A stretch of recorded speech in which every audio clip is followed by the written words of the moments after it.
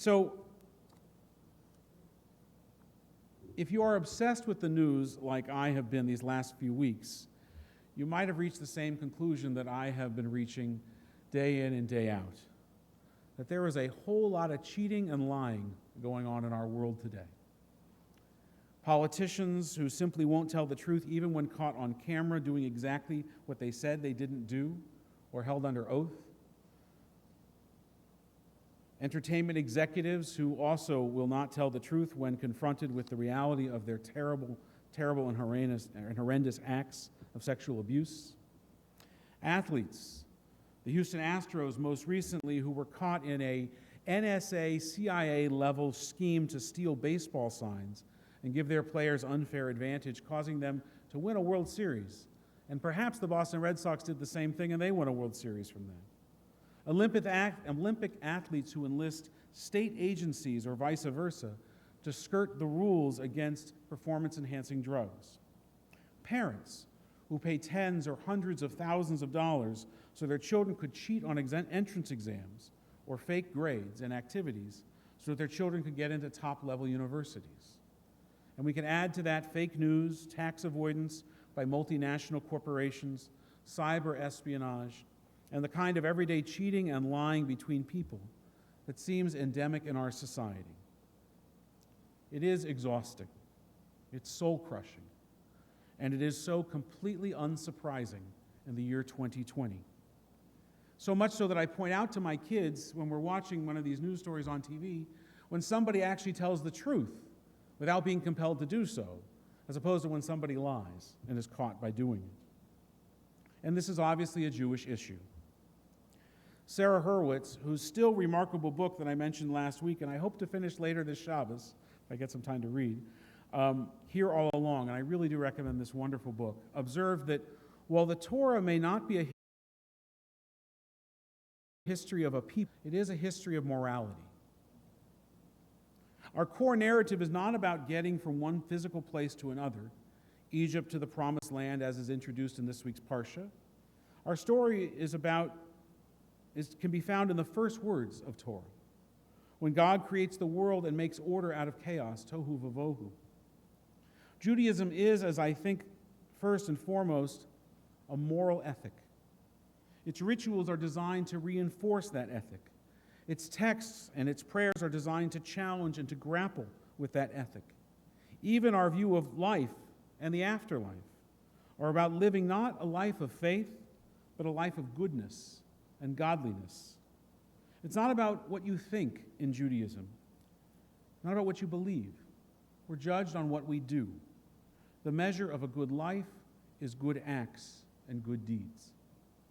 I've shared before that the Talmud teaches this in one of the questions that it raises about what happens after you die. The Talmud teaches that the very first question you're asked when you die is not did you keep kosher, not did you attend synagogue, not did you light Shabbos candles, not even did you give tzedakah. The very first question you're asked when you die is, were you honest in business? Because to be honest in business is to have integrity, is to be in a position of power where you can deceive and take advantage of another who is none the wiser, and to not to do that thing. But to be more specific, what's the issue with lying and cheating in Judaism? First, of course, Judaism condemns lying. One need only look to the 9th commandment against bearing false witness, or the 7th commandment about adultery to see in very concrete terms, that was a pun, 10 commandments written in stone, concrete terms, that Judaism forbids such behavior. But our tradition recognizes that lying and cheating involves more than breaking the rules. A Hebrew phrase that's used in the Talmud to indicate cheating is genivat da'at, which literally means the theft of mind. Or in other words, cheaters who intentionally mislead or deceive others to gain undeserved goodwill or advantage are considered thieves. The Talmud records, there are 7 kinds of people who are guilty of stealing, our sages teach.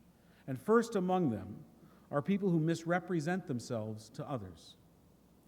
The 8th commandment, right in the middle of the commandment not to cheat and not to lie, declares lo tignov, not to steal. The greatest sin in this category is genivat da'at, intentionally deceiving another person. Genivat da'at goes beyond lying. Any words or actions that cause others to form an incorrect conclusion about one's motives are a violation of this prohibition. And the Torah explicitly states, distance yourself from false matter. The sages believe that there are 7 types of thieves, and of these, the most egregious is the one who steals the mind of people, the one who cheats or lies. The Talmud gives the following example. A storekeeper is not permitted to sprinkle his store with wine or oil because he steals the minds of people. The problem with sprinkling one's store with a superior quality or fragrant wine is that it may fool customers into believing that all the wine sold in the store is of the same high quality. And people tend to rely on their sense of smell when purchasing products such as wine or oil. But sports in this instance actually serves as even a better example of the moral world that Judaism envisions. Not that Jews were ever envisioned to be great athletes. In fact, just the opposite. The rabbis of the Talmudic period rejected Hellenistic and Roman focus on sports and athleticism. And my mom said I couldn't be a professional athlete. I had to go to Hebrew school. Anyhow, just my issues. But sports offered a world where a higher standard applied, where everyone plays by the same rules and is held accountable for breaking those rules and strives to be the very best at what they do. Under a sportsmanship model, healthy competition is seen as a means of cultivating personal honor, of virtue, and character. It contributes to a community of respect and trust between competitors in society. The goal in sportsmanship is not simply to win, but to pursue victory with honor by giving one's best effort. And this is inseparable from the Jewish ethic on how one lives a moral life. In Judaism, of course, life is not a game, it's deadly serious. More like the Olympic-level competition, where the athlete, or in this case simply the moral human being, is constantly examining their actions, cheshbon hanefesh, examining their soul, sharpening their tools and their approach, trying to always be a better version of themselves. In sports, the goal is to win the game. In Judaism, the goal is to win life. To receive the greatest reward of all, to receive the gold medal, in Judaism, is to be remembered for a blessing, to be a mensch. Jewish ethics are grounded in the holiness code. Kedoshim tihiyu, we read, you shall be holy. We should be an or lagoyim, a light unto the nations.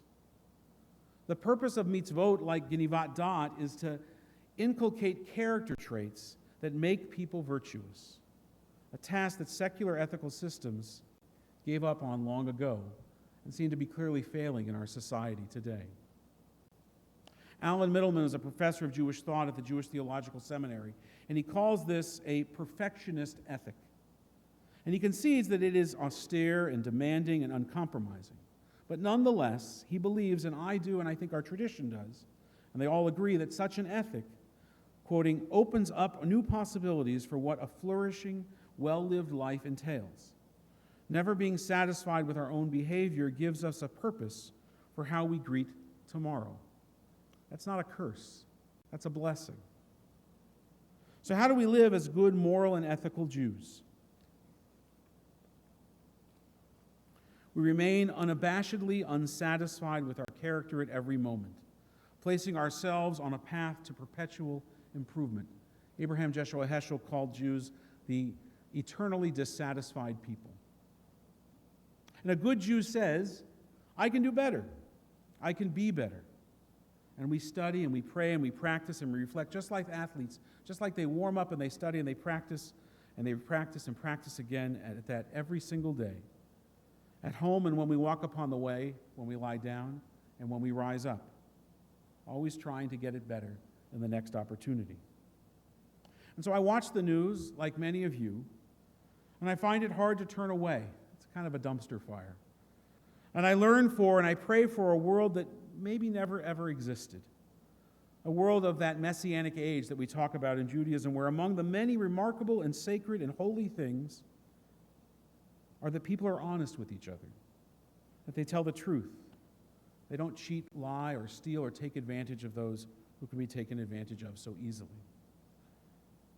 Growing up as a child, as a sports fan, I thought that that was sports. And then as you get older and you start to realize the business behind sports and the money now that is so involved, you realize it doesn't exist there either. But you can get a glimpse of it in sports, a little bit, at the younger and younger levels. When I lived in Los Angeles, we lived next to the Little League field. And being a San Francisco Giants fan, I wouldn't go to a Dodger game to save my life anyways. But I'd go to the Little League field with my kids, and there you could watch the purest form of sport for its intention and sport, but even youth sports are getting encumbered by cheating and falsehood. And so where does that exist in the world? It exists here. It exists in this sanctuary in Shul, in this community, in this mikdash, this container of holiness. And it exists in our homes, which Talmud calls mikdash me'at, the sanctuary in miniature. As they say in the Broadway show tune, if we can make it here, in this synagogue, in this sanctuary, then we can make it anywhere. And well, that's perhaps the best news I've heard in a long time. Ken Yehi Ratzon, may it be God's will. Amen. The service continues, page 586. We'll rise for Aleinu. Thanks.